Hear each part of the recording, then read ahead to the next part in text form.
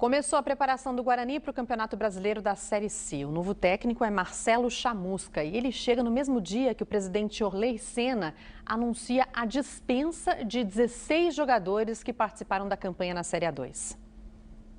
Começou a limpeza aqui no Guarani. O primeiro a ser mandado embora foi esse aí, ó, o preparador físico Thiago Vegetti.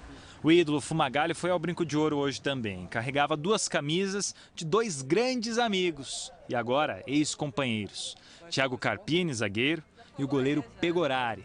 Ficam as lembranças. Os dois também foram demitidos. Além desses dois, outros 14 jogadores foram dispensados e não fazem mais parte do elenco do Guarani para o restante da temporada.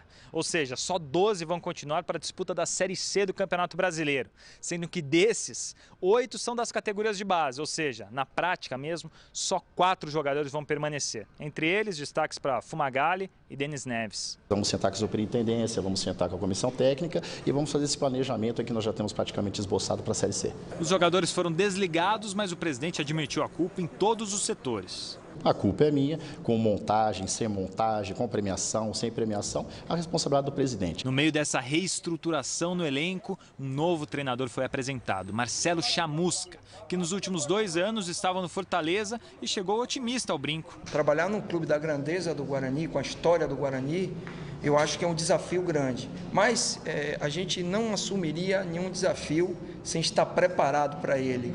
Lá no tricolor cearense bateu na trave nas 2 últimas temporadas. Classificou em primeiro na fase inicial, mas não conseguiu acesso. Até por isso, para ele chegar à Série B do Brasileiro é obrigação e um desejo pessoal. É uma motivação muito grande em conseguir realizar e colocar aquela cereja do bolo, né?